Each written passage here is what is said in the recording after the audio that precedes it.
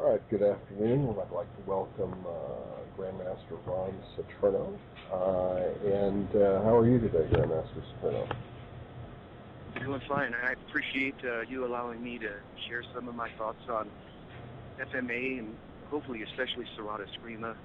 And thank you for allowing me to do this. Absolutely not a problem. So, in getting started, tell me a little bit about your introduction to martial arts in general.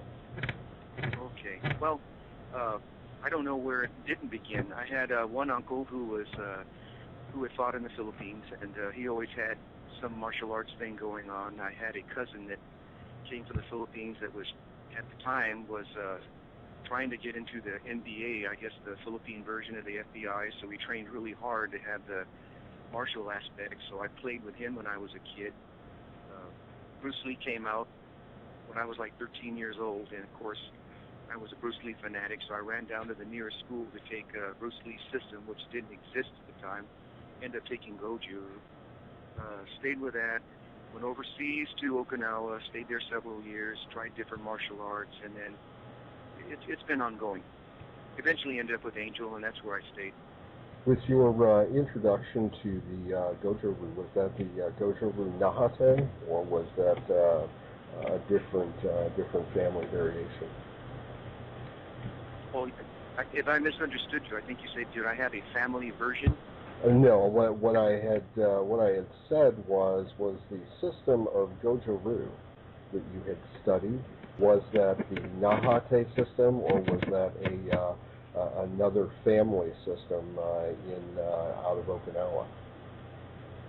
Oh, no. That Goju system, when I started when I was 13, I started classes on top of Rosenwald here in Stockton. It was a gentleman by the name of Rodney Hugh. Mm-hmm. Rodney Hugh had come from Hawaii. He had a couple of cousins that taught with him, and he was a really superlative martial artist. I mean, like old school, and I really enjoyed my training with him. And sometimes even when you see me do my Eskrima on video, you'll see me like still try to get into a Goju stance. So I mean, it just comes out. With your visit to Okinawa, did you achieve a ranking in Goju, or no? Oh, no, absolutely not. What I did was I stayed there for a while, and basically, I got to be perfectly honest, I had one guy on one side of me that was just whacking me around. This was Dennis Yamamoto, was the first child that ever got promoted to black belt in Goju. In fact, Yamaguchi himself came to San Francisco and gave him his black belt. And I tried to hang with him. Basically, I just got pulverized. And one of the other guys there was really rough. It was a guy called Tom Schlesinger. And he later became one of the real famous referees for kickboxing. Nice guy. All of them. It's just, it was really, really rough back then. It's not the martial arts people take today. I mean, I go home just pretty well whacked up. And so it was basically, my mom says, well, do you want to continue with this, or what do you want to do? And I said, I really don't mind. I'll keep going.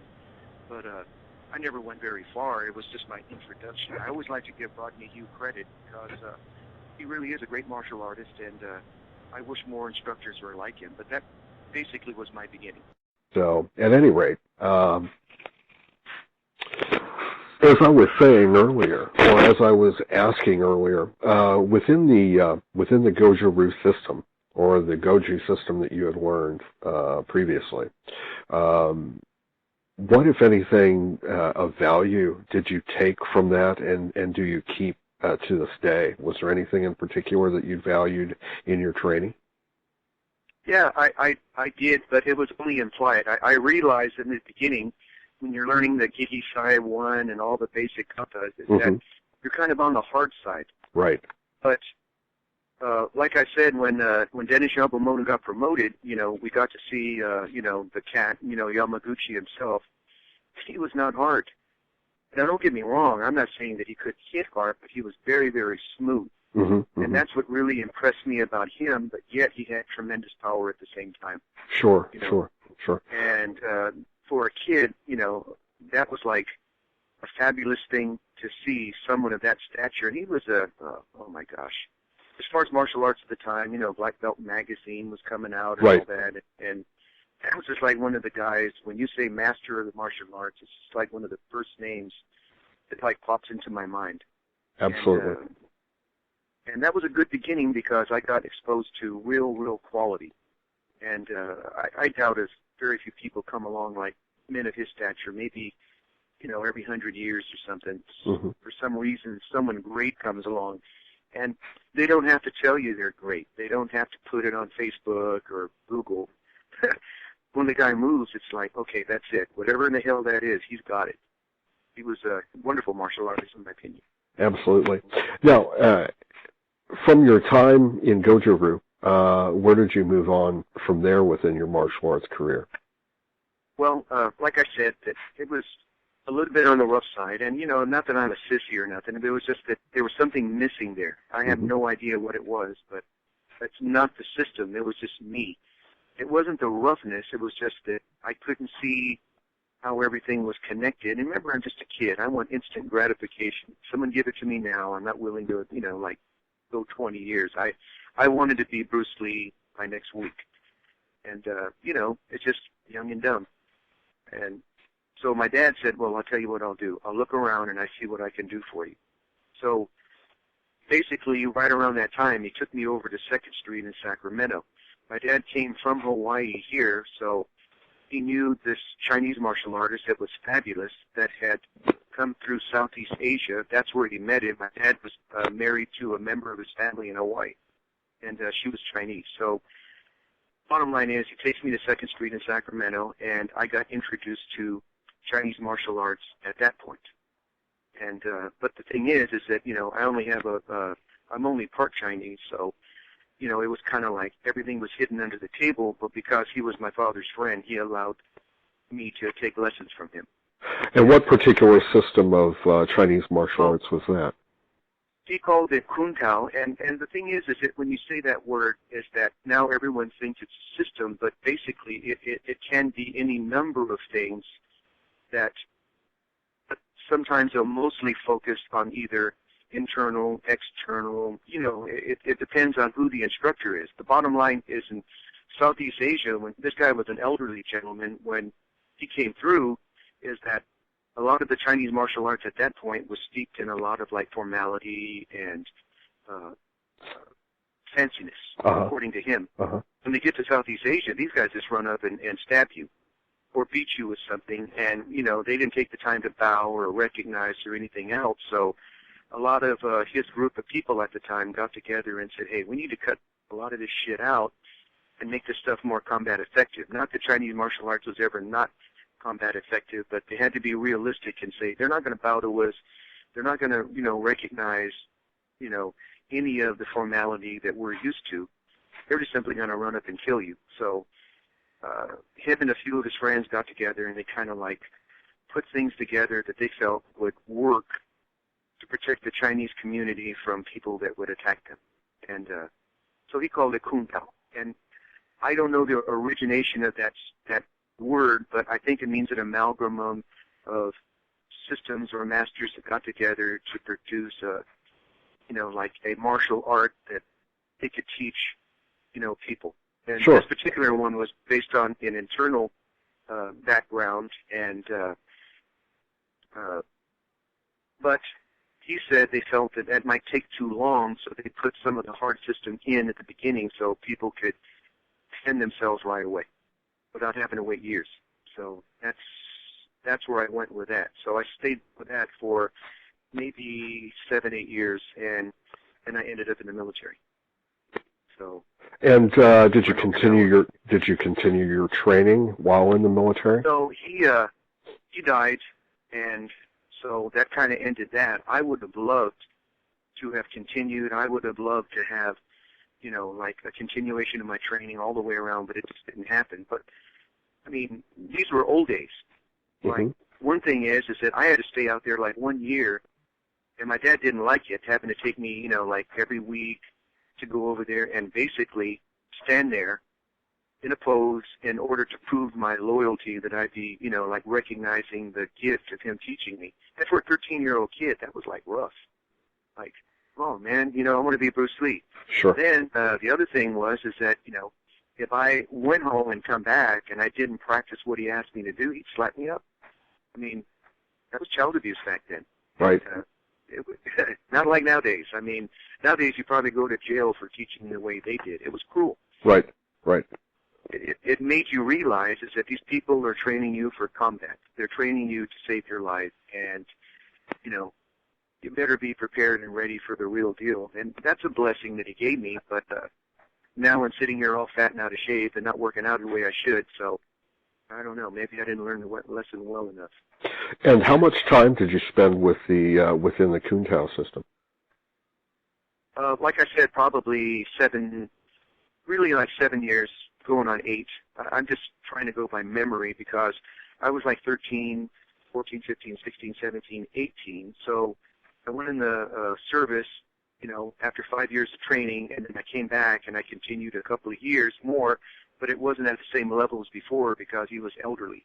Mm-hmm, and the students that he had under him, they just basically didn't want to teach me. And so they didn't know that allegiance. And so the Chinese community back then was very strict. You had to be pure Chinese in order to be trained or accepted, and they didn't feel very comfortable. But the reason I got in is because, like I said, coming through Hawaii, a lot of Chinese in Hawaii had loosened up because of living in proximity with other races, and on top of that, they'd have nieces, nephews, that were mixed blood. Right. So, they were a little bit more loose as far as like training someone that wasn't pure. So, and did you achieve any ranking within the Kuntao system that you were taught? That particular system is like you had a master and you had top students and you had, the way it worked back then is you had people who were directly close to the teacher, then you had what they called an outer group and a group that was in between. After years and years of proving yourself, then you would kind of move closer to the teacher, and they would have their own special classes going on for the inner core people. So because I was a kid, they're not going to let me into that sort of thing. And then by the time you got elderly, those guys weren't going to let me in. So I basically just got pretty much the basics, but I must admit, now that I'm older, is that his basics were pretty damn good because he included the healing as much as he did the martial arts aspect. They were like one and the same. I see. So, yeah. So not only did Da Jiao, but a number of other medications, and, we were taught how to mix it, how to apply it, those kind of things, which I didn't see going on in other martial arts at the time. Right. I remember this is way back when. Now, it's pretty common, I think. And what year would this have been, Ron? Okay, oh my gosh, like 66 is when I started. So I think I'm giving my age away. And sometimes I say 65 because I'm just retarded, but probably 66 is when I started. Gotcha. And so you studied for 7 years, up until about 73 when you went into the military, is that right? So actually, I went in, 66, 67, 68, 97, 71. So like I said, 5 years, because I went in the service in December of 1971. Understood. So, and then came back and then spent another year or two in the style as well. Yeah, it was sad, though, but by the time I come back, he was like hella old already. He was just kind of a fabulous martial artist, but he was kind of like a Koi Kenyeti. I mean, like you'd see him kind of hobble around, and then he'd get on the dance floor and start teaching, and then he would just light up. And then he kind of hobbled back. But he couldn't really punch or kick the way he used to. It was more or less an indication of what you should do in a particular situation, but without the power behind it, because he sadly didn't have any left. Right. After the Kuntao, where did you move on from there within the martial arts? Okay, well, so now we're coming out of the, right around 75, I come back and I start hanging around looking for something to do, and I got exposed to actually watching some things at the Filipino Barrio Fiesta here in Stockton, and I'm watching Bahala, I think is who was the first real group that I saw, and then I saw Sarada, and then I saw some other martial arts, but I believe it was the Bahala. So I went to go look for Bahala at the time, and they said it was at the General Mancado building, and that's on California Street by McKinley Park. And I went in there and I asked around, and no one knew what I was talking about, but I didn't know that Via Varone was teaching right across the street. Uh-huh. And so that was pretty cool. And so I could have ended up a Baha'u'llah player. It was just that I, got lost and couldn't find my way to Leo's house.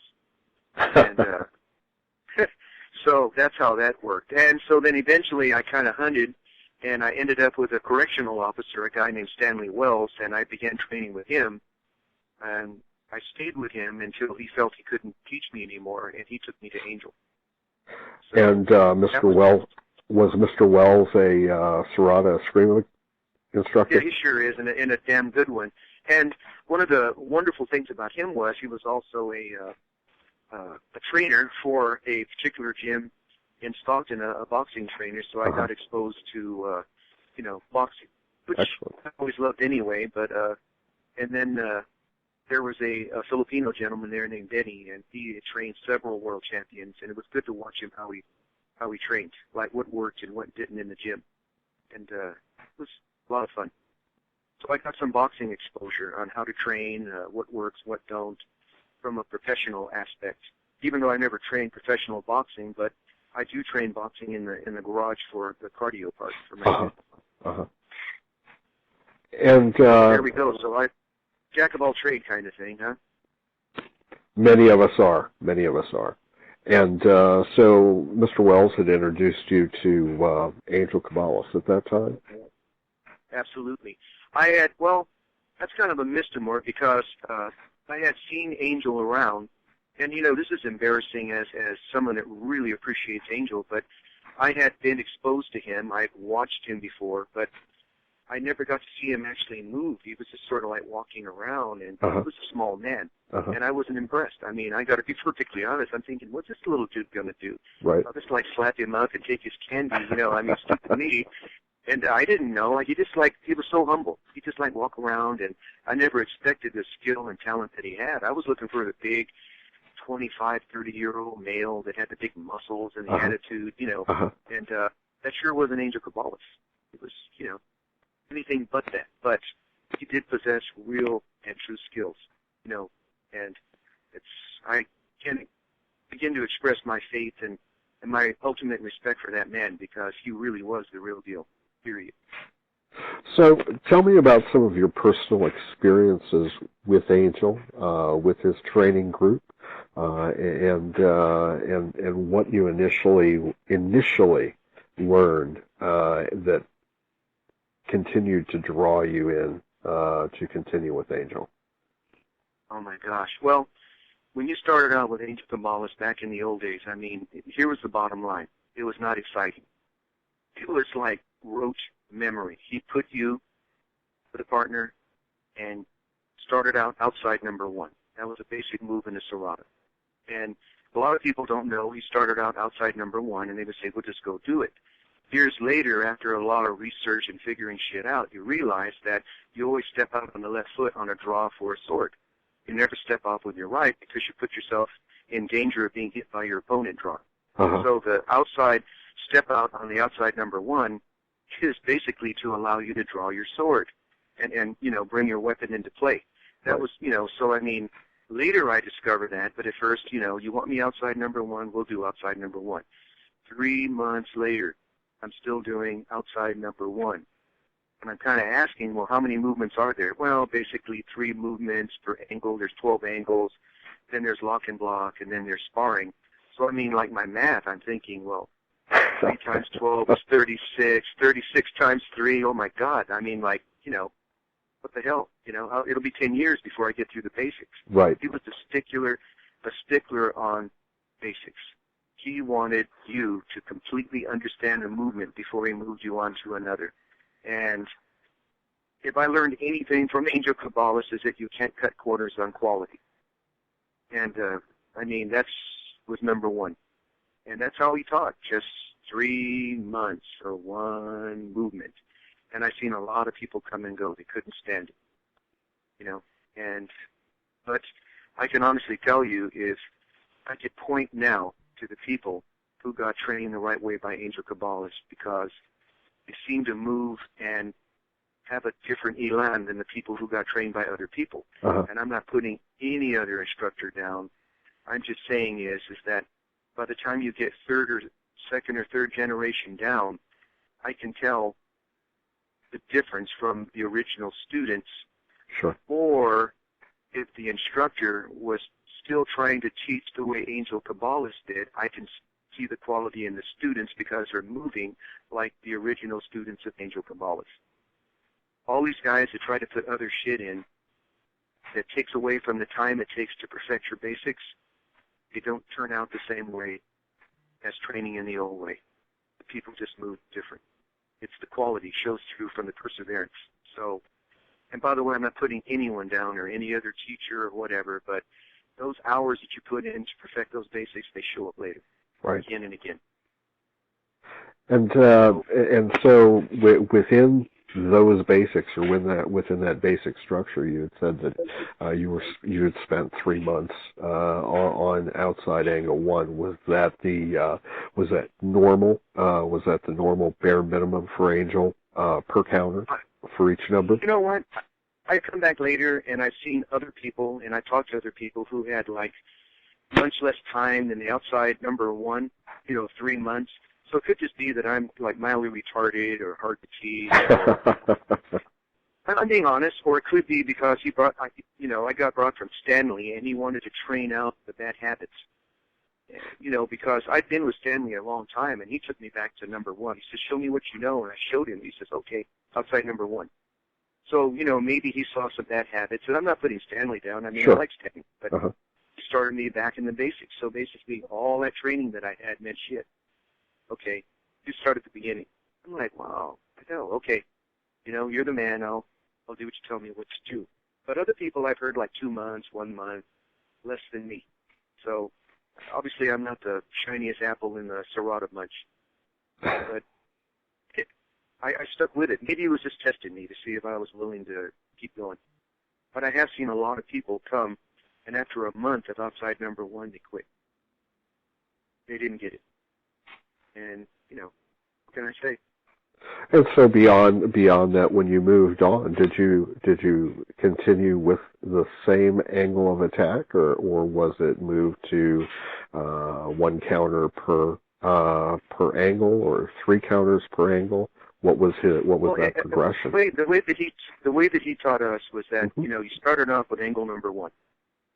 You would go outside number 1, which is step to the out, and then you'd go maybe inside, and then you'd go roof, and then once you perfected that, then he would add some modification on the basics, so you could just like go, when the person gives you, I know people listening don't understand the angle number 1, it's basically coming down from the top down to hit your opponent on his left side.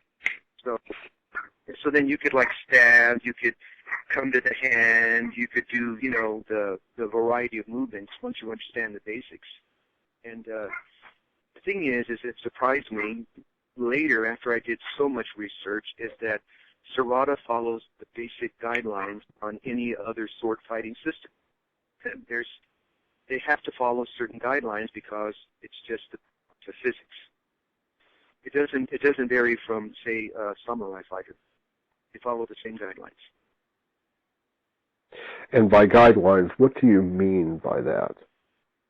Okay. Basically, the bottom line is, some people think that I'm not teaching Serrata anymore, but I am.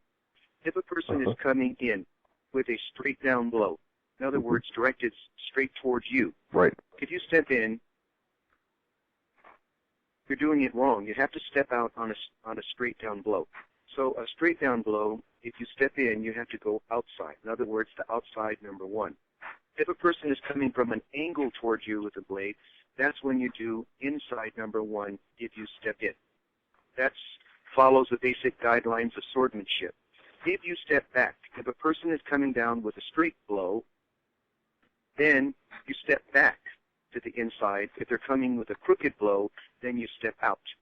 So it reverses from, it reverses on how you step depending on whether you step in or step out. Now that physics of that, of stepping into a curved blow, is followed in boxing and a variety of other martial arts that understand the basics of physics. It doesn't change. If a person's going to give me a hook blow, I'm going to step in, inside, not outside. I'll get hit. So it's just basic physics. And that's, I didn't understand it at the time, but years later I figured it all out. All good martial arts follow the proper application of physics. If they don't, then they're not going to work when the time comes when you need it. And it's just that simple. Angel had a good understanding of physics and how it should be applied in combat. And, and that's why Serrato works. Now, when you were with Angel, who were some of your contemporaries at the time that you had trained with? Oh, my gosh. Well, Jimmy Tacosa was kind of coming back and forth. At that time, he was already trying to get over to San Jose, and he had a really good co-partner with him, a guy named Perry. Perry later became Jehovah's Witness and kind of gave up Serrata because, it was kind of like a violent pastime. Uh-huh. He's now a very religious man. But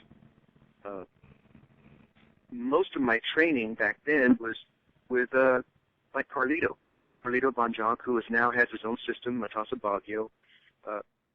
David Ma, who eventually graduated from Angel. He also is very well known, but under the table because he works for the government. Uh-huh. He went down to Richard Bustillo. He learned the system, from the Bruce Lee system, the whole thing, and he also went to Germany and learned Wing Chun. Uh-huh. So he's under one of the very best martial artists in Serrata, but he's one of the least known because he can't show his face. He can't be on YouTube because of what he does. And sure. So I'm just tooting his horn. He's going to hate me for it, but I just wanted everybody to know that, really and truly, he's one of the best Serrata people out there. And he's lucky. So that was our little unholy trio right there that we got along at the time. There was a bunch of other people that came and went. I remember Gabriel Asuncion, who was one of the masters of Serrata. Angel had him teach me a few of my numbers. Stanley would come and go, but that's who I can remember coming. To be perfectly honest, I remember on many occasions it was just me, Carlito, and David that had Angel all to ourselves on many occasions. I mean, that was kind of a wonderful thing. Here you got one of the greatest martial artists in the world, and you practically get private lessons for $25 a month. Wow. If that's not a deal, I don't know what is. And you think to yourself, here's this guy, he's fabulous. He's a fabulous martial artist, and no one comes to him. No one even knows he exists. And so now when I don't have too many students, sometimes I look around and I say, who in the hell am I to complain? I'm not Angel Cabales. And, he had the same problem. Why do you think that was, Ron? Because he was a perfectionist.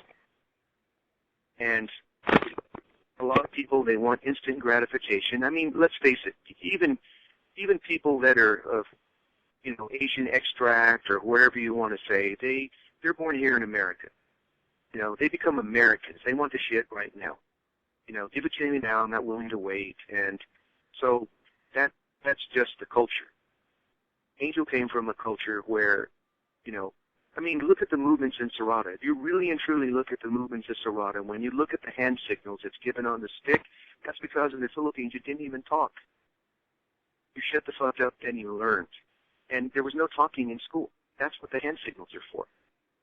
And then so over here, people take it much less serious. Over there, it was life and death. Over here, it's, hobby.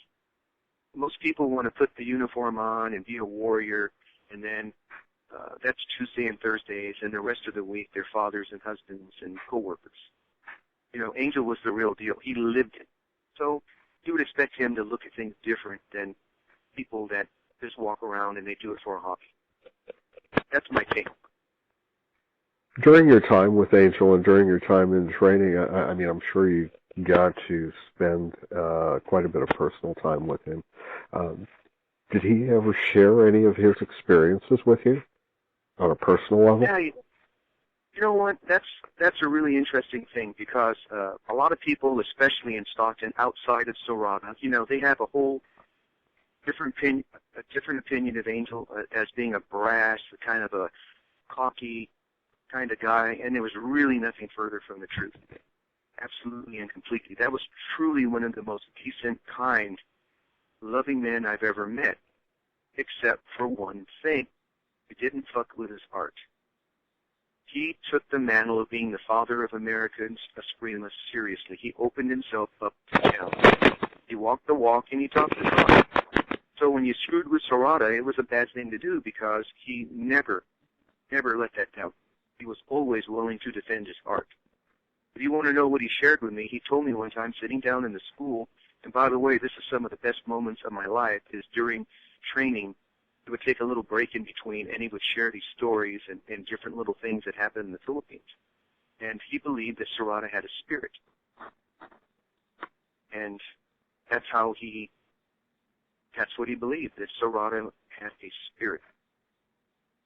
And I didn't actually understand that at the time, but later on, talking to Sid Nubla, who went to go train with the senior Lazo before he passed away, there is a belief in a spiritual aspect of Serrata, which was the Cuerdas at the time under Dazón.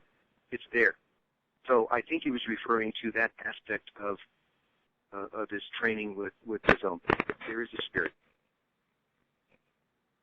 And he was willing to defend that, to the death. So I don't know if you cross the line into, some people may not believe this, but what can I say? I believe it to be true. Now, during your time with Angel as well, did you have the opportunity to also train with Rene Watosa or Darren Timon or some of the other... Oh, my gosh.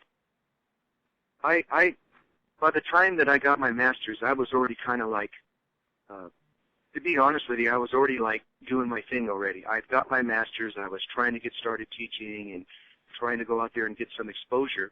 And Darren kind of came in on the back end of me. I remember going to class, seeing him in class.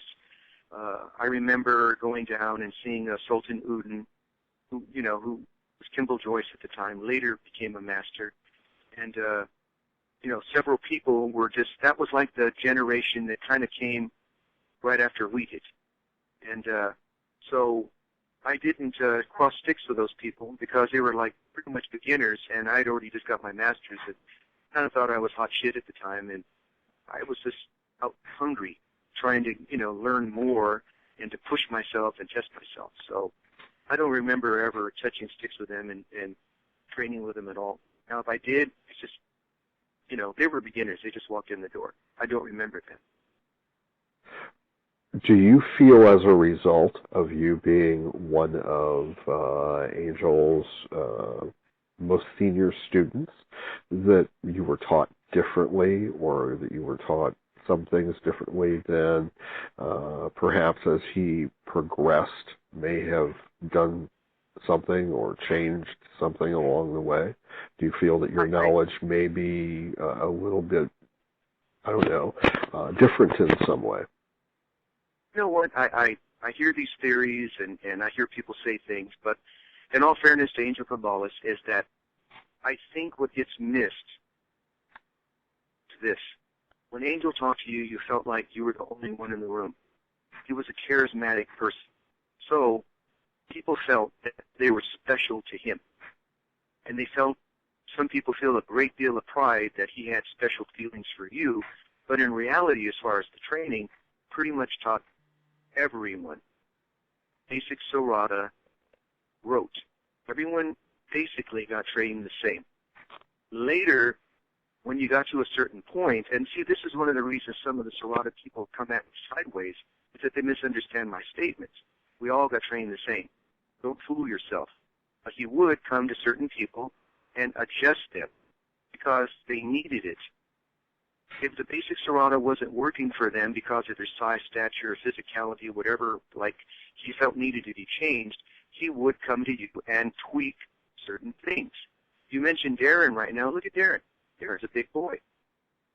There's no way you could tell me that Darren is not going to have a different stance, a different way of moving than Angel Cabales. He outweighed him by 100 pounds, and he's a foot taller.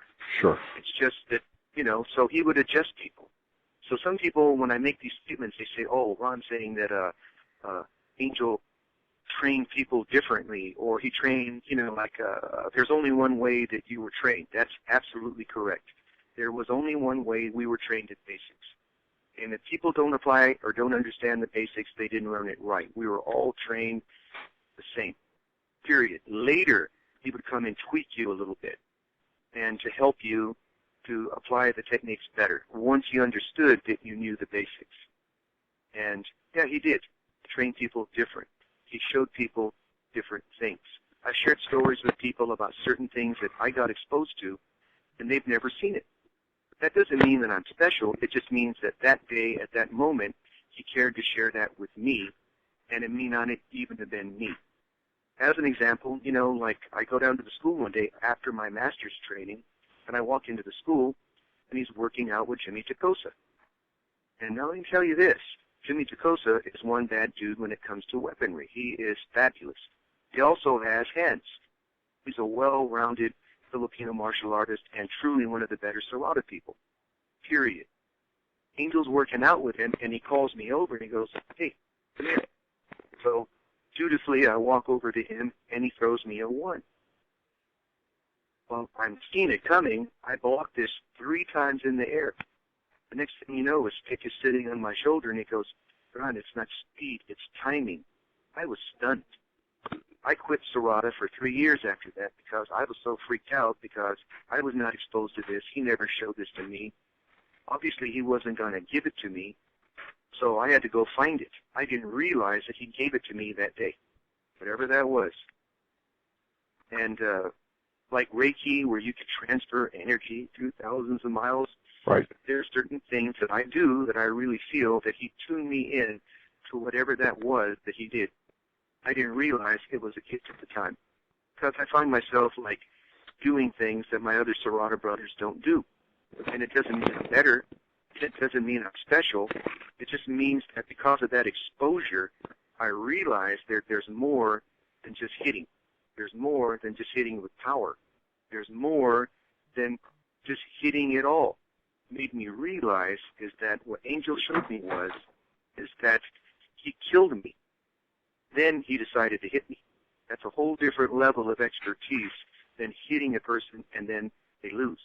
He had already won and then decided to hit me. I mean, I don't know how else to explain that any better. I mean, that's some pretty deep shit. That's enough to keep your head screwed around for a number of years. 3 years for me. Like, wow. I had no chance. Because he decided to kill me. If that was real, I would have been laying there bleeding dead without no ability to defend myself. And I'm a so-called master in a martial art. Now, good luck with that. I wouldn't have done shit. Kind of humbling, huh? Absolutely, and that's very fascinating, particularly when you delved upon the fact that basics are basics, and I mean we all know, and those of us who teach the system know how to present the basics and how they're supposed to look according to the way we're taught. When the micro adjustments come in and are made, everyone is not going to necessarily look the same. And essentially what I understand is that after the basics were learned, Angel would come in with micro adjustments according to the size of that particular person and introduce techniques that would make them more effective. Absolutely. So, so a lot of the trouble I have with some of my Serrata brethren is that they misunderstand my statements. They say, oh, Serrata was only trained one way. Yes, you're correct. But once you adjust my angulation, my footwork, and the way that I apply it, then it's not basic anymore. It's advanced now because I'm doing it differently. But it's still based on the basics. The basics was trained the same to everyone. That's a fact. I mean, I have never seen anyone that wasn't put in a corner and started out on an outside number 1. If there is, then someone, give me a phone call and just let me know. But I don't think that animal exists. Everyone was trained the same. And Angel was such a loving person that he made you feel special. And by the way, on that, I think that You got to understand that a lot of the problems in Serrata, and I wanted to clear this up, is that this is a challenge fighter.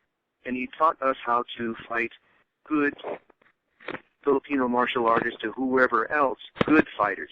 We weren't trained to fight a mediocre fighter. We weren't even trained to fight in a street fight or a bar. We were trained to fight other good martial artists. We were trained to fight as challenge fighters. You take a person like this, you put him through the advanced training and then into the master's training, where you walk out of that training feeling invincible, you haven't exactly made a humble man. They're feeling their oats. They're feeling frisky as all hell. They feel like no one can touch them. And you got a bunch of these guys walking around. It doesn't shock me at all that sometimes we don't get along, because we weren't trained to get along. We were trained to kill. We were trained to fight. We were trained to challenge fight. And, well, these aren't exactly the most humble men that are walking around. It doesn't shock me at all. I mean, like, we were designed this way. I mean, you made animals. And so then when they run around and want to bite something, why is everyone shocked? We weren't trained as priests. We were trained as some bad motherfuckers, and there's some really, really good Serrata people. And, God bless what Angel did for all of us. I wish we could get along better. I really do. But like I said, we weren't trained to get along. We were trained to be number one. Only one person walks away. There can only be one. So in your honest opinion, is there, and I want to make sure I state this correctly. Oh, just say it any way you want. My shit, I already put my ass. No. I'm trying to make the question clear so that when you do respond, I don't have to go back and make sure that I ask the question correctly so that it was understood. In your opinion, in your honest opinion, then, is there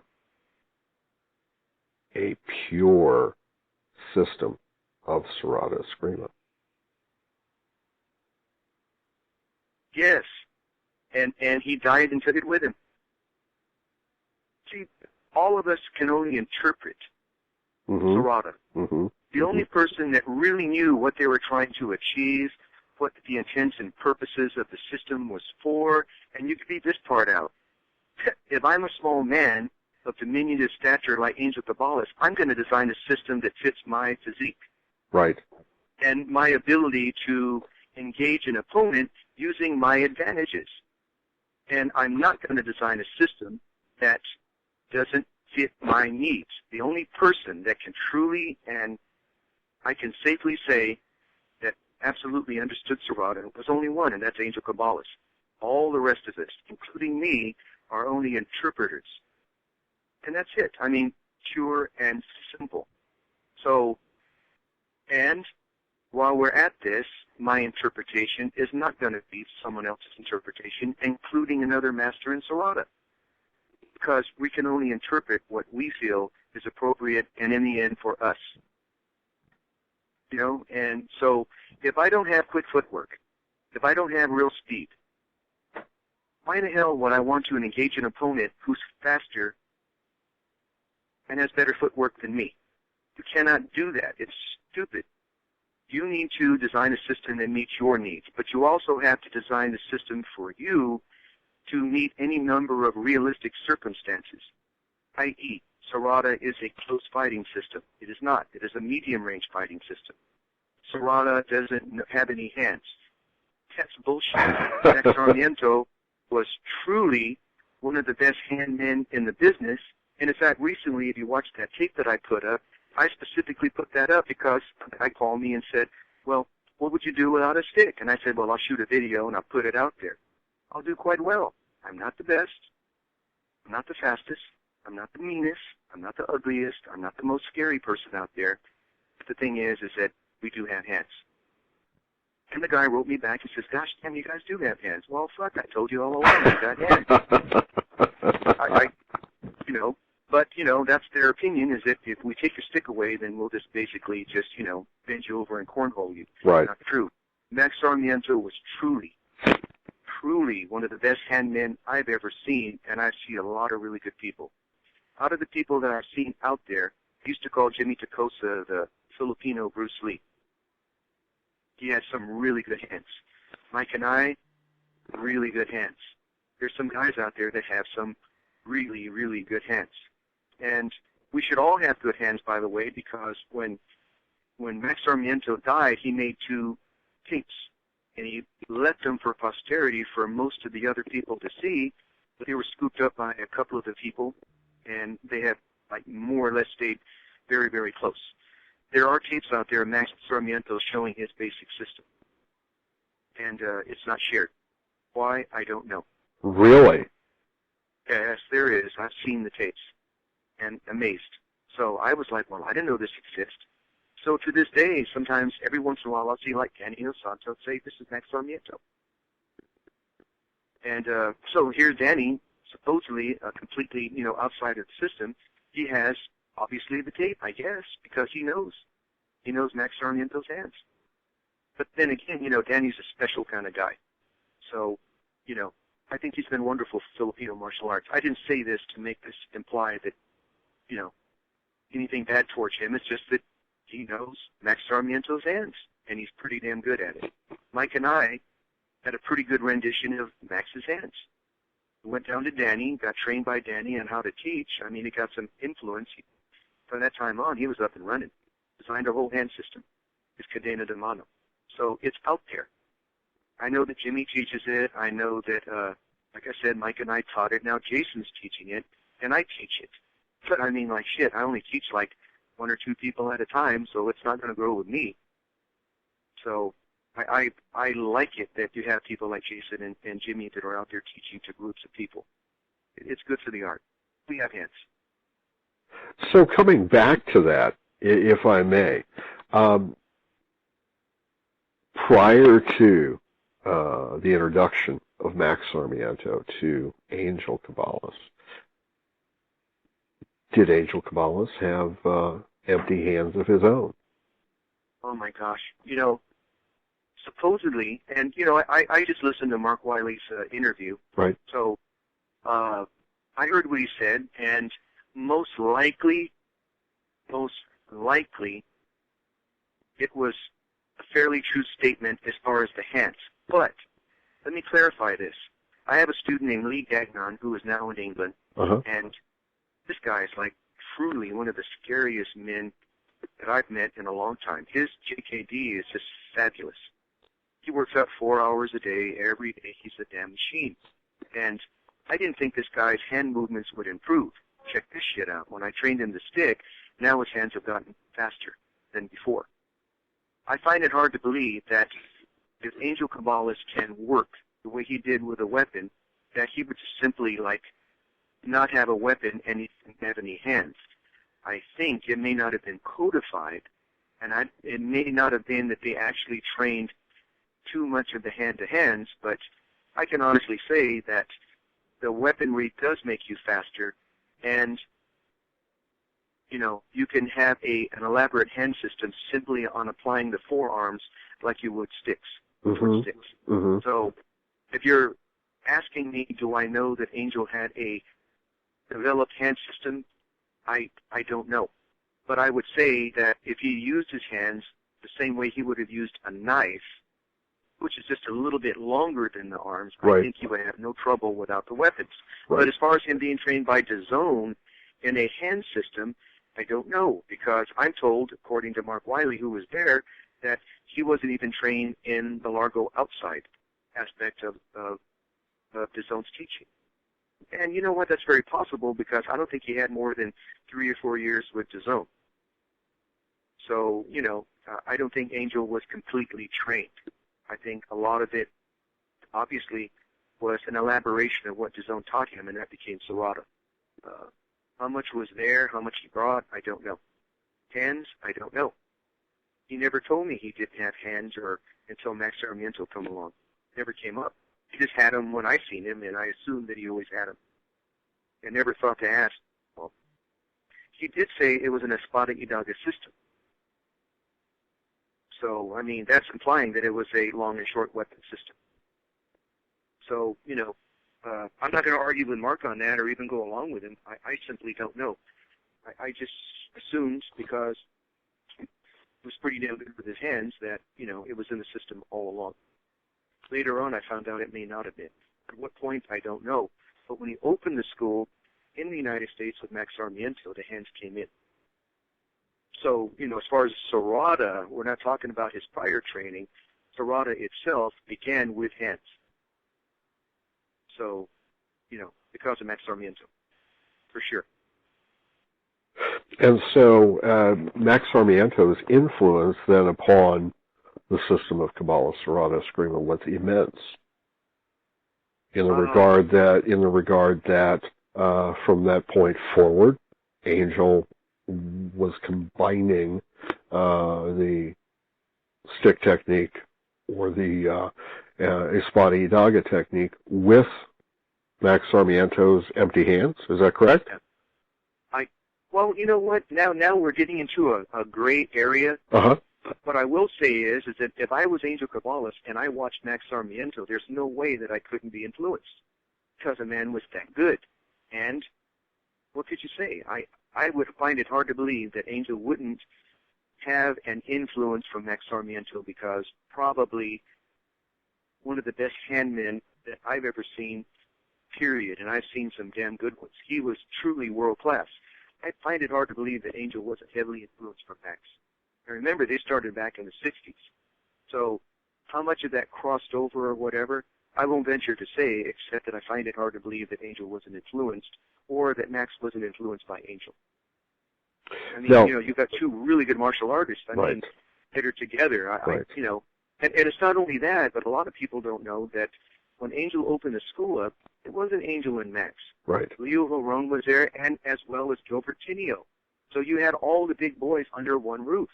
As it turned out, you can't have that much ego in one room. The truth is, hey, let's be fair here. I'm not pointing fingers. Gosh, right. damn. I mean, you just can't do it. Right. So put a bunch of masters in one room, and you're all proud of your system. You're just like creating a pressure cooker. Sooner or later, the lid's got to pop. But, so let me hurt some feelings here. I had Angel told me many times that the Largo Mano system from Leo Varone was a great system. So I remember Jimmy Tacosa telling me one time that back in the school, that they used to put him up against a wall with a really long pole, and they taught him how to defend himself against a wall. And he said it was really good training. This is Jimmy Tacosa speaking, who was there at the time. So I find it hard to believe if I'm a martial artist that I can't look over there every once in a while and say, hey, that's some pretty good shit. I'll put that in my little book. And so the reason I'm saying this is to bring a subject up that came up in the last 3-4 weeks. I go down to visit Dentoy Revelar, and because of Bobby Antuna, one of his top students, untimely death, he's now back to teaching, one of the very most senior students of Angel Cabales. And he said that one day, playing around in the school, an Angel starts hopscotching, jumping, moving, with a huge stick in his hand, doing Largo Mano perfectly. And he said he never did it again, and he was absolutely stunned. Angel had a very, very good knowledge of Largo Mano. How you like that shit? I mean, that's some wild shit. Angel was a crafty man. He had some tricks up his sleeve. Said he never saw it again. I mean, so obviously, the reason I bring this up is because Mark, and probably rightfully said that Angel was not trained in Largo Mano, but right. I mean, he probably felt that there was a gap in his ability to defend himself, and he went and filled it up. Now, where he got that from, I don't know, but he had it. Because when Dentoy Revelar says he was doing good Largo Mano, who had stayed with Angel all those years and has seen a number of really good, Largo Mano stylists. Sure. For him to say he did it well, that's a statement. Okay. I believe you. I can see it, but you know what? What the hell? Sounds great. Those are, you hear these stories and you're just stunned, like, wow. There's so many, facets to Angel Cabales that you just don't know where all of this is coming from, except when he needed it, it would simply be there. Fabulous martial artist. In progression throughout the years of Angel School, and you had said you'd taken some time off for about 3 years after a particular technique, and from what you described, it sounded like picking while he was sparring with you? Oh, hell no. I said, basically, I was shut down, owned and boned and disowned. And there it is, right there. I'll put it in a nutshell. I was shamed. I was, like, shut down and just, like, flabbergasted. I got put on my ass with egg on my face, and I'm standing there going, what the fuck? That's exactly what happened. I mean, I try to say it really nice, but I mean, you're a master in a martial arts, and someone did some shit to you that you had no ability to deal with, right? And did it easy, and just did it like, and you could do nothing about it. Oh yeah, I was owned, and it was enough to, like, you know, just break me down for a little bit and make me rethink. Like, okay, I got exposed here to something that I have no idea what it is, where it came from, and time to get the thinking cap on. But I like it. You know, I like it. I want it. But if I went all the way through his master's training and he didn't give it to me, then what the hell? But I thought it was given to me that day. I've since had several instances where my students have told me that I've disappeared. Now, it could just be that I'm so amazingly fucking fast that maybe they just couldn't see me move. But I doubt it. I sincerely doubt that shit. You know, nobody's that damn fast. You know, after a few years of training with you, you're not so damn fast anymore. My student is now telling me he's seen me move. You know, what I do, where before he couldn't catch it. Right. So, you know, there's nothing amazing. You know, it's just good physics. But I've done it, so I think he might have given it to me. So after or during those 3 years, did you have any exposure to any of the other students that came through Angel's school? I kind of like became a shut-in. I just basically went to the garage and started beating shit, you know, trying to, like, think things out. A lot of, you know, introspection, reflection, trying to figure out, can I like, get hypnotized and someone take me step by step about what he did, you know? So that's probably the beginning where I started going deeper. You know, the old theories about, you know, Pamako and Pagabala, freezing and, you know, that kind of thing. And I think that's what was done to me. You know, it was just, you know, I was young back then. I was pretty damn sharp. You know, I depended on my speed and my strength and my ability, and it had no ability to defend me at that point. So I started going inside and looking deeper in martial arts. And at least I tried, and I since, like, really trying to look things over about why they work and you know, the internal aspect of martial arts, and that's where that really and truly began, because I had to go look, and I didn't care where I found the answers. How do you, in regards to the progression of the Serrata system and how it has progressed up to today, how do you feel that the system is being represented and promoted? And do you feel that as one of Grandmaster Angel's original master graduate instructors, that everyone is contributing to the propagation of the system? Absolutely. See, that's the thing. You know, like, I came along and I said, okay, this shit's all fucked up because of the way we were made to be fucked up. I mean, Angel didn't make us to be fucked up men. He made us to be fighters. Right. You can't put people in a room who are trained fighters and they start getting itchy. They start thinking, well, I think my shit's better than yours. I think I could take you. You know, I mean, it's just like you're just sitting there looking at another killer, and you want to, like, kind of make sure that, you know, whatever he's got, that you can handle it should the time arise. So far, none of us have ever fought each other. We've never, like, met up somewhere, because I know in that day, surely with a blade especially, someone's going to die. And, you know, the honest truth is that no one wants to die. You know, everyone wants to have notoriety. Everyone wants to be looked up as being special and, you know, all of that, but no one wants to die. All of us are contributing. Some feel that they contribute more than others, so they want more accolades. They want more respect. Some feel they're the best fighter or whatever, so they deserve that recognition. But in the end, if you really and truly love Angel Cabales and his system, then you got to put that shit aside and come out in public and say, hey, we all get along. It doesn't matter after we leave the public that I tell you can kiss my ass, eat shit, and die. It doesn't matter then, because that's between me and you as a human being and men.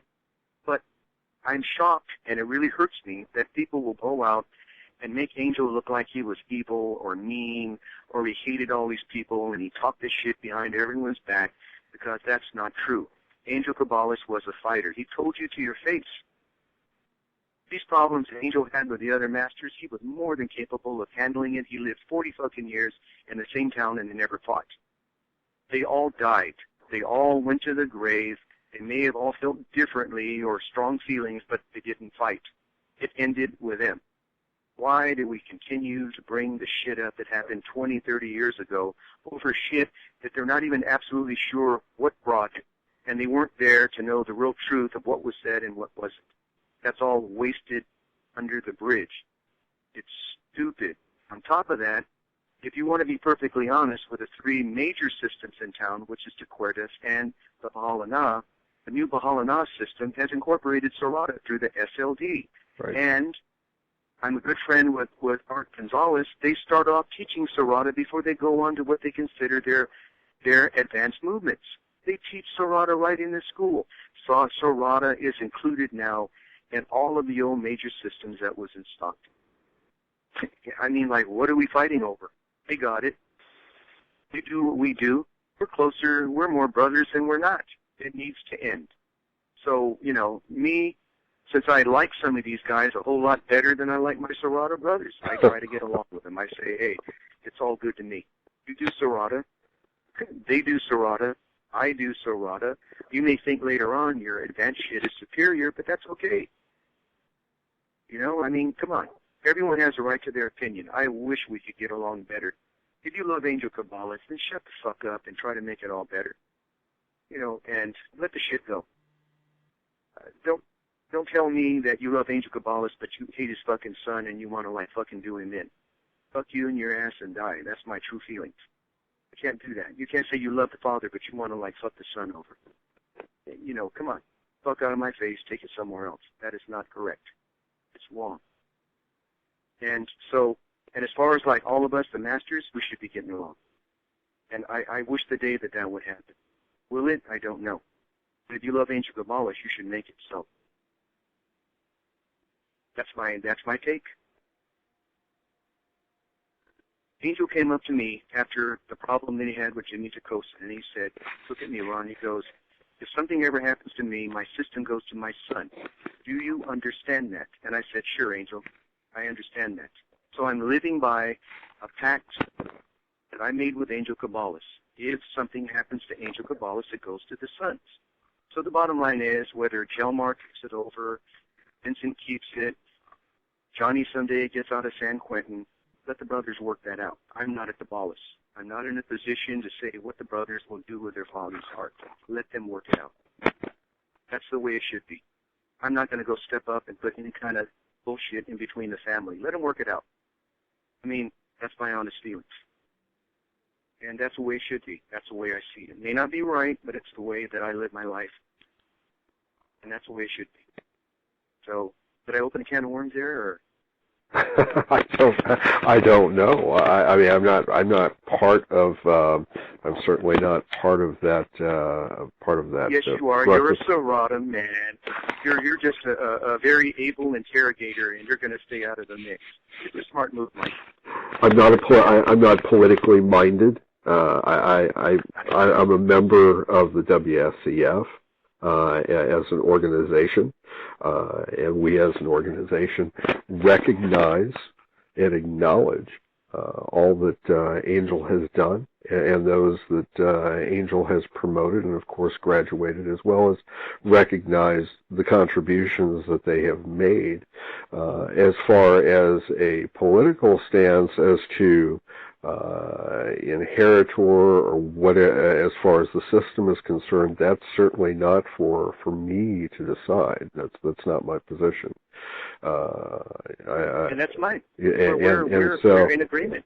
And so I think, though, that absolutely, you know, and each individual instructor is going to promote or propagate the system as they see fit, and that, of course, is going to reflect on their teachers as well. So,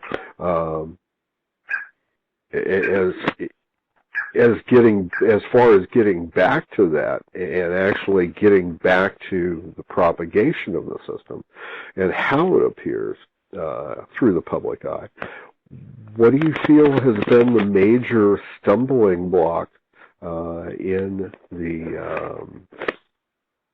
that propagation of Serrata Eskrima, as far as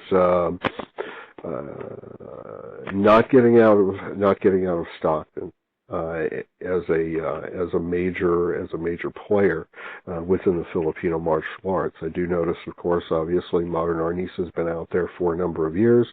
Kumbatan has been out there for a number of years due to the Presos brothers, Grandmaster Remy and Grandmaster Ernesto, and of course, Guru Dan Inosanto has been representing the Filipino martial arts for decades.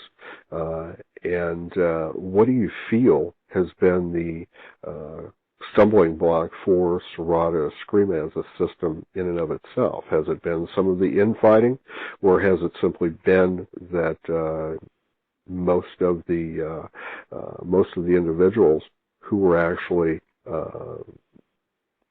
honored with their masters in the system itself? Yes.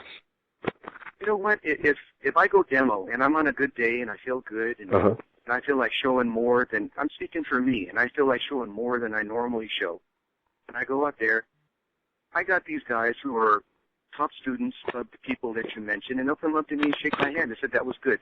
And they mean it. It's not because I'm good. It's just that I like what you do. Mm-hmm. They can respect and appreciate what I do.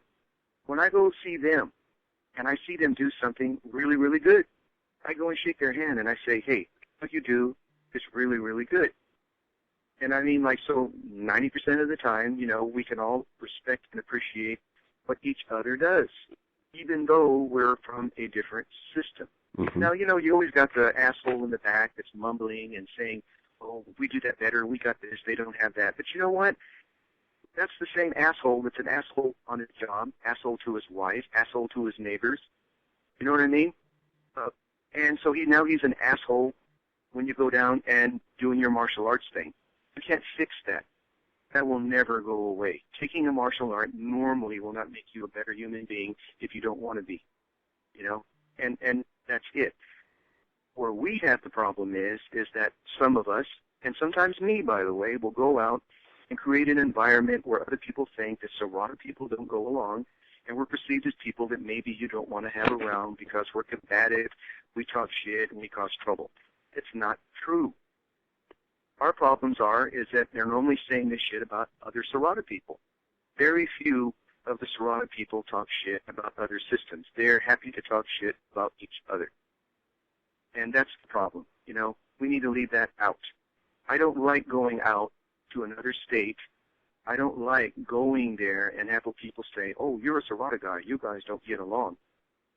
I'm like, wow, what a trip. That's sad. That hurts my business. That hurts my propagation of the art. Mm-hmm. So, you know, like, well, who in the hell's been here before me? And, you know, and in fact, my negativity that I'm going through all of this, it's just because of any recent event. And the bottom line is that I'm not a negative person. My message here is not complaining about other people. My message here is to continue to put the message out. You guys, including me, need to work together to put Serrata before the public as a positive martial art so it can now go more places, affect and influence more people so the art can propagate and go further. And that's my message. Come on, guys, we can do this. You know, don't like me. You know, don't come down my house and eat dinner with me. Don't have a beer. Don't marry my sister. I don't care. In public, hold your tongue, be positive. You know, and that's my message. You know, and I hope it grows. And I hope it, you know, goes further, and I hope the world becomes a better place. But your question, I think I answered it clearly. I very seldom have trouble with other systems. You know, and now that I kind of don't hang around Serrata people, I don't have trouble, for the most part, with them either. I've now decided to do my own thing. Should they come up to me and they want to like do something together, like a seminar or something, then we hang out and we do something. And so that's the best I can do now. I can't solve Serrato's problems. I gave up, but I can, do the best I can with what someone's willing to work, to work with me with, and just to see where it goes. We're not all bad people. We're not all like cruel or stupid. It's just, there's some issues that we need to work out, and I wish were done in private rather than public. In your oh, sir, keep going. No. In your honest opinion, within the system, actually within any Filipino martial arts system, what truly do you feel makes or is the making of a great instructor? And I'm not talking about basic level, advanced level, intermediate, master.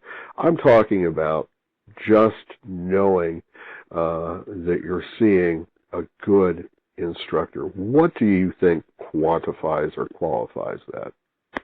Wow. That's absolutely an amazing question. Let me say this. I have friends who are the most fabulous martial artists in the world. They win competitions. They've won competitions. They're just fabulous on the dance floor. They go out there and they just electrify the air. They can't teach for shit. So they can perform, but they can't teach it.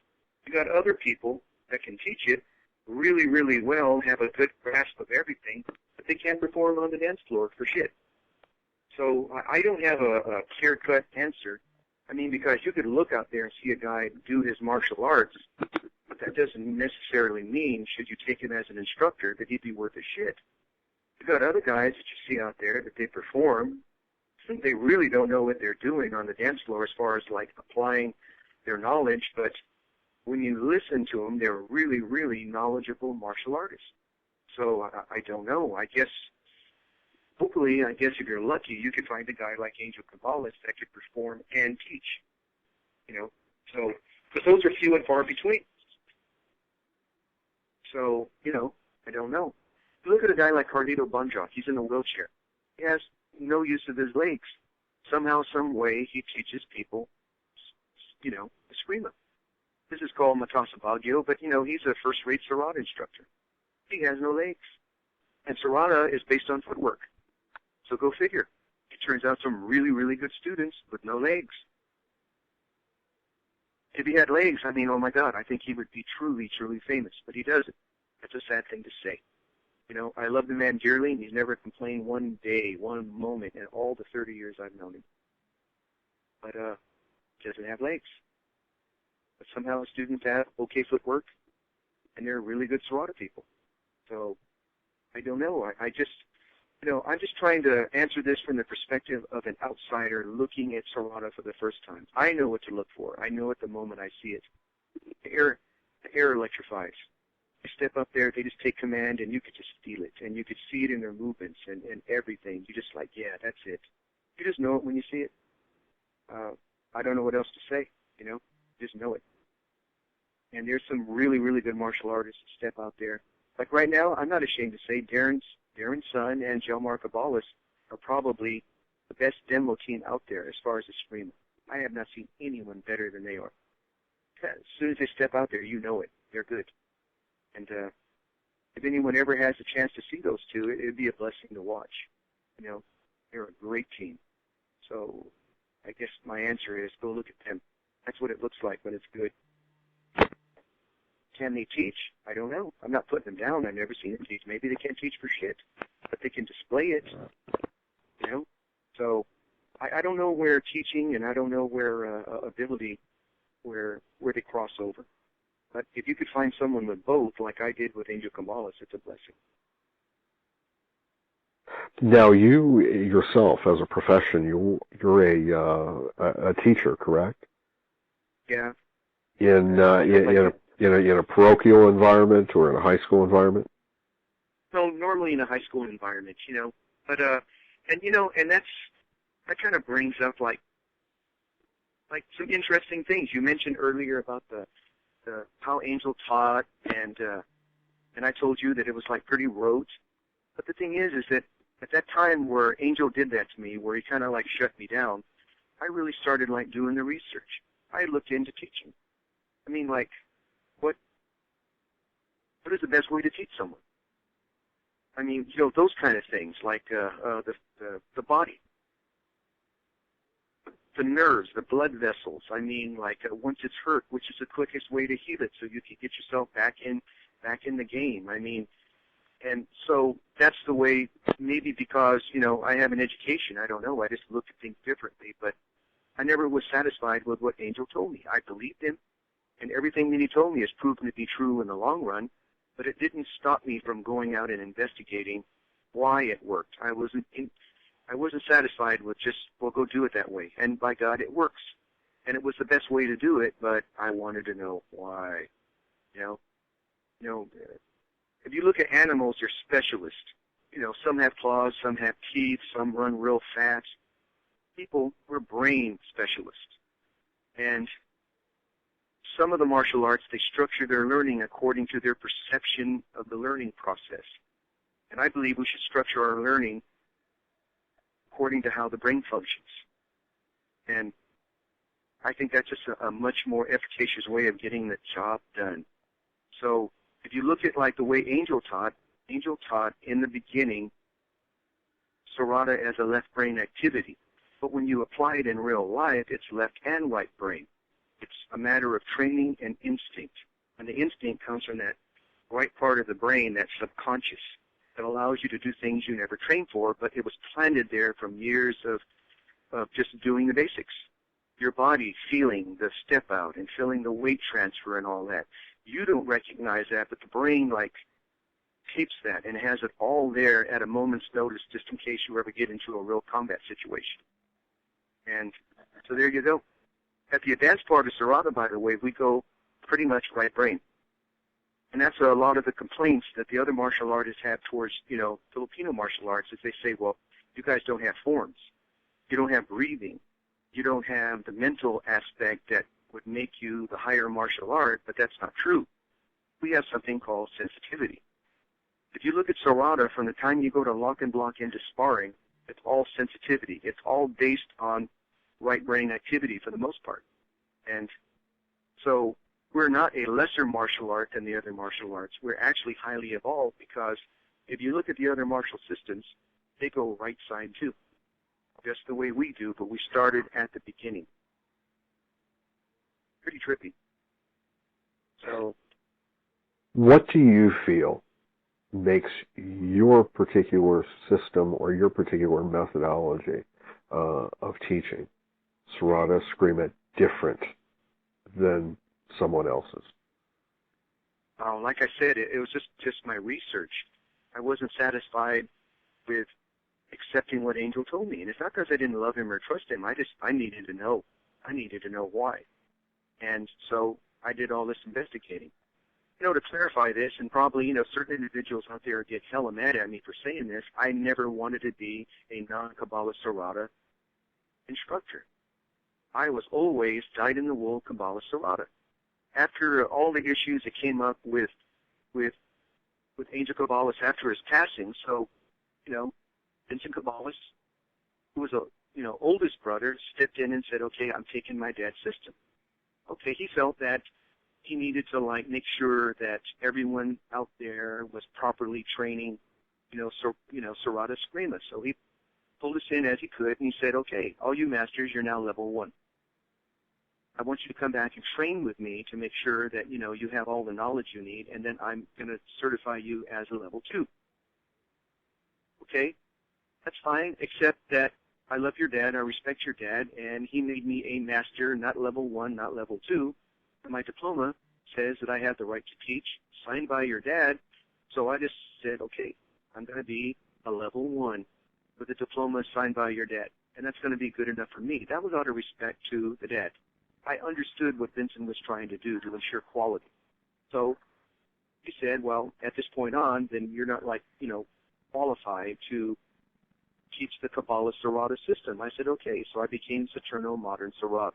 And I put enough stuff in there to make it different enough that it doesn't qualify as pure Kabbalah Sarada, not by choice. basically what you're seeing me do is extremely advanced moves that are absolutely based on basic Serrata Eskrima, just at a different level. So that's what makes me a good instructor, is that if you come to me, I'm teaching you pretty advanced stuff right off the beginning. It makes the students kind of have more interest. It keeps them excited. I mix it up.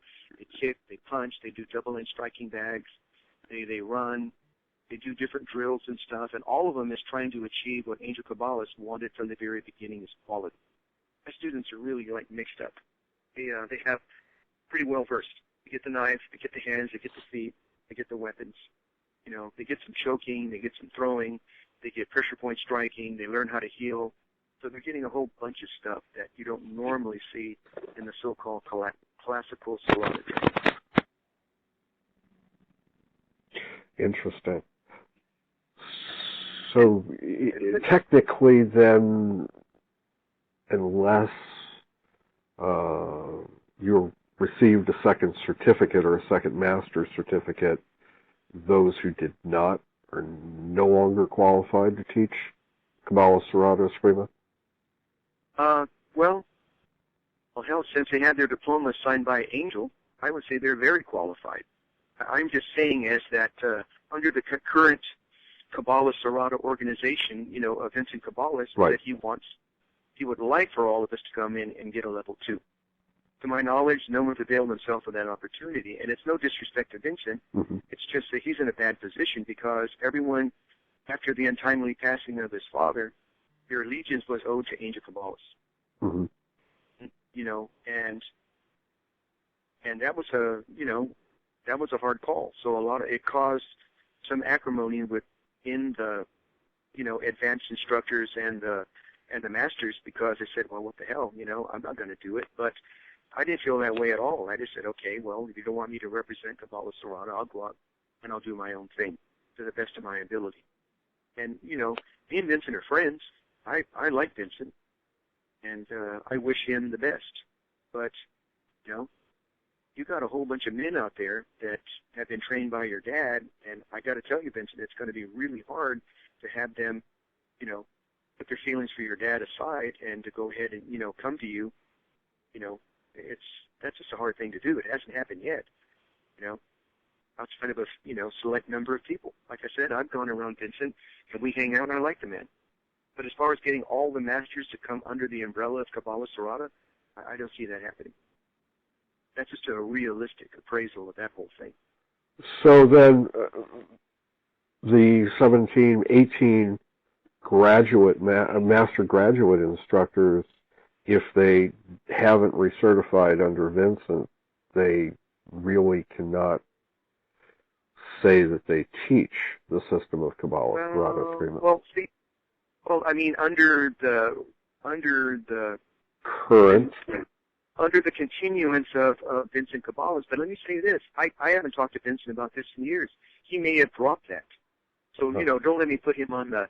I just want you to understand why I teach the way I do. Completely. Because I teach the way I do. Yeah, because I have to. Right. It's not because I brought a bunch of new shit into Serrata. Right. What don't realize is that I do this because I was made to do it. You know, out of respect for Angel Cabales.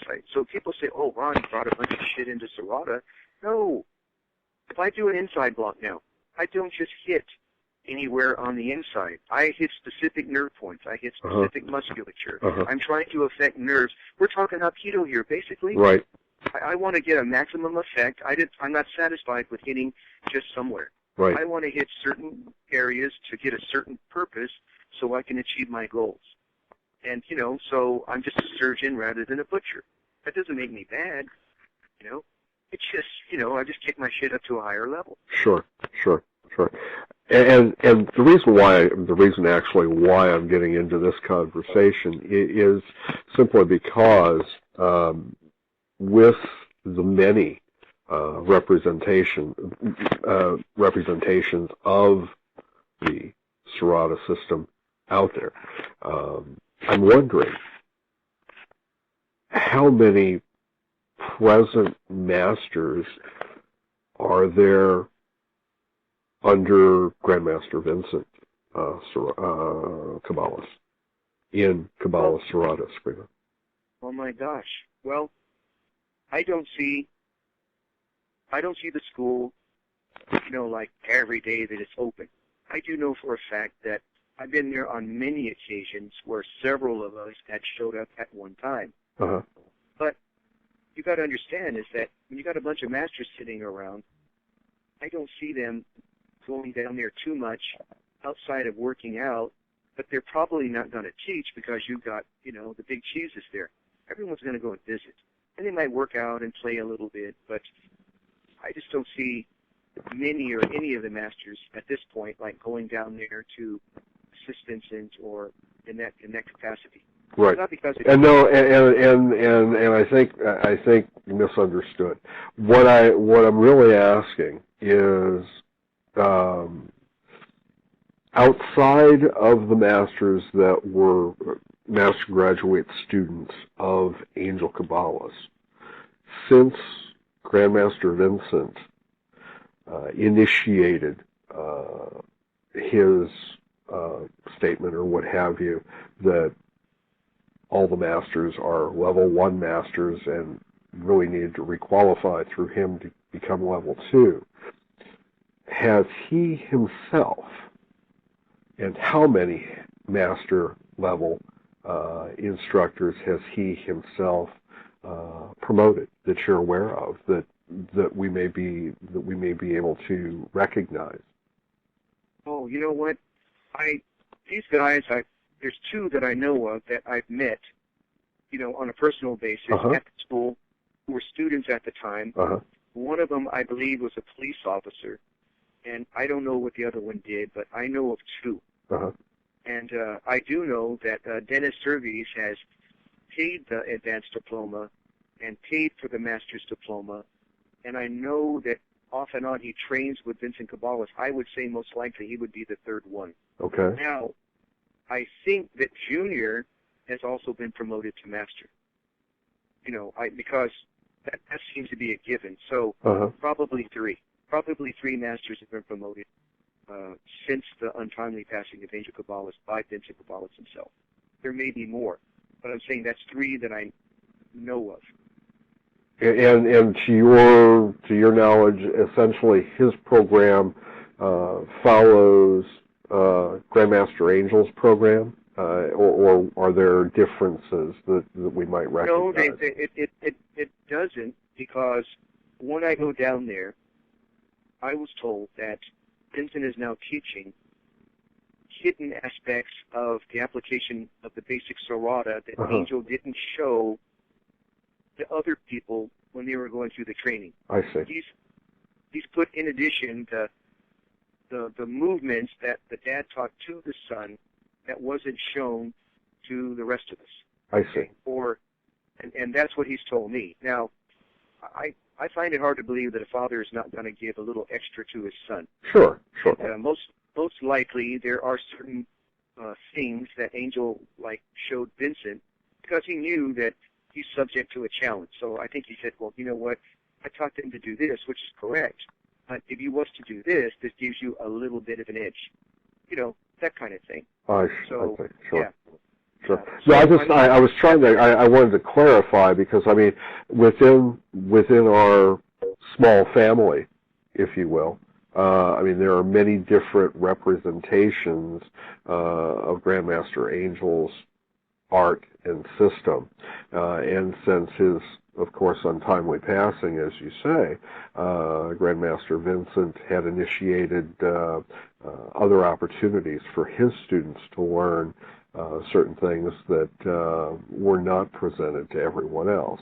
So I kind of wanted to make a differentiation there, and of course to recognize Grandmaster Vincent's promoted instructor graduates and so on and so forth as well. So I didn't want to make this one-sided when we discussed, when we kind of discussed that. No, absolutely. Like yeah. I said, is that I'm okay with Vincent. I'm just giving, my take on things. Sure. As far as I know, how he teaches his students is that's the absolutely correct way of Serrata. Sure. And because I wasn't trained that way by Angel, because it was only given to the son. Right. I'm the one that doesn't really have the real training. Right. And, I accept that. I'm not going to stand here and say, oh, well, Angel signed my diploma, it's just as good as yours, and, I don't get into that. In fact, if you really go truthful on that, is that one of the contentions has been that Jerry Preciado and Darren T-Bone were the only one trained with the true everything that I have before I died. But see, listen to those words. They're saying that they were the only ones that had the real deal, and we're going to expect to believe that he wouldn't train that to his own son. I mean, at least leave him in the mix. But, they were told that Vincent was a qualified instructor, and it could be that Angel was just pissed off at Vincent, that he didn't, really get the real training. Right. And that's possible because, Right. Wayward child. But, I don't even go there. I'll accept the fact that, Darren and Jerry got some pretty good training towards the end because Angel only had so much time to give it up. Sure. So, that's all good. And if you feel that makes them a better instructor than me, my point is, then, by all means, go down there and take lessons. I'm not going to get involved in, whether that's true or hurts my feelings that I didn't get the real training and all that, because I understand reality. Here's the thing, is that I'm pretty damn good at what I do, and I try my best to represent Angel Cabales, and that's all that can be asked of me. I'm not going to, deal with a little nitpicks. In fact, here's what I got to say about that. If Jerry Preciado and Darren T-Bone feel that they have the real deal, if all of us got together, that could be a selling point that they have that I don't. And then they can go to me for a particular thing, and they can go to anybody else qualified for a particular thing that I don't specialize in. Right. And now we can make a rotation of instructors that's beneficial for everyone. Yeah, Ron Saturno is coming. He does this very well. Vincent is coming. He's doing this very well. Darren is really good at this. He's going to teach this. In fact, if we all got together, it would be a lot better for all of us financially and emotionally if we agreed to work together and we could start rotating each other so everyone gets a really good view of Serrata Eskrima from some really qualified instructors. And see, that's my whole take. I don't know why no one else, for the most part, sees it exactly the way I do. Getting along is good. Working for the common purpose is better than everyone out there going on their own. You love Angel, then guess what? Come together to make his art grow. And that's my take. Outstanding. Well, Grandmaster Ron, it's been a pleasure speaking with you. You've shared some enlightening thoughts in regards to Angel and his system, as well as your background and what brought you into the martial arts as a whole. In closing, with the prospect of possible interest in your program and interest in your particular system, how can our listeners reach you? And do you have particular material that you would like to be able to share with them in regards to website or distance learning or anything of that nature that you'd like to promote? I'm sitting around the other day, and I'm looking at myself, and I said, you know what, you don't have a whole lot of students, and in the end, I had to be honest. It's on purpose. As far as, close students to me. And the reason is, I hate to say this, you can't teach quality Serrata in numbers. It's very hard to do. It's much easier to teach Serrata 1 or 2 than it is 20. To line people up like little tunas and say, do this, so much gets missed because you have so many variety of women, kids, adults, and all that. It's very hard to teach Serrata Eskrima that way. And I think that's why I teach on a personal basis, just 1 or 2 at a time that come to my house and learn from me personally. As far as the distance learning and all the rest, I'm in the process now of giving it an effort. What I want to do is have a series of tapes, which is going to be basic lock and block and sparring. And then the last tape, if you purchase the first 3 tape, I'm sad, I'm a kind of a broke kind of guy, I'm going to give the advanced part free to the people that are willing to stick with it over a period of time.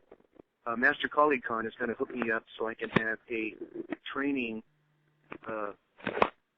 like every week, like twice a week out of my home, where I'm going to buy some high-quality cameras and just tape, me and my student Anthony Lopresti, and we're going to start taping, and then, of course, you have to subscribe to that in order to see, those lessons going on, but I want to give that a try because now I can reach a worldwide audience. I think that'd be really cool. So I don't know if I kind of fuddle that, but I don't really take too many personal students, but I do go on seminars, and I do hit a circuit where I'm training people once a month, once every 3 months, once every 6 months, and everyone's telling me I need to pick my game up on the tape things, but I can make a little more money doing that and all that shit. By the way, for all of you out there listening to this, I've never charged a dime for any of my personal lessons, period. I've trained students for years, no money. I feed them, I train them, and that's my way of pushing the art. Seminars is the only place that I have to charge because I'm a broke kind of guy and I have to pay for my airfare and food and everything. So, yeah. As far as, you can find me on Facebook. My number is 209-513-8027, or you can reach me at 5 MASTERSERRADA @gmail.com. If anybody is ever interested in getting a hold of me, you can just, do the email or give me a phone call. I'd be happy to answer any and all questions. Outstanding. Thank you so much for your time, Ron.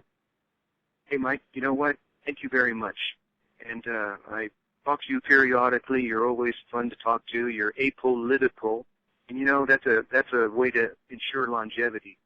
But I want everyone to know that Michael Schwartz is a damn good representative for the World Serrata Eskrima Federation. He's a first-rate kind of guy. If you guys ever get a chance to attend one of his seminars or have him buy you a beer, contact him. I think you're a great person, Mike.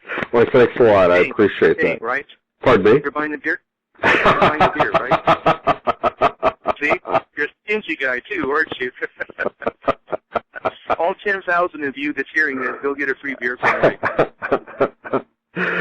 All right. Well, thanks a lot for your time, Ron. You have yourself a wonderful day. Be good, Mike. Thank you. Take care. Bye-bye.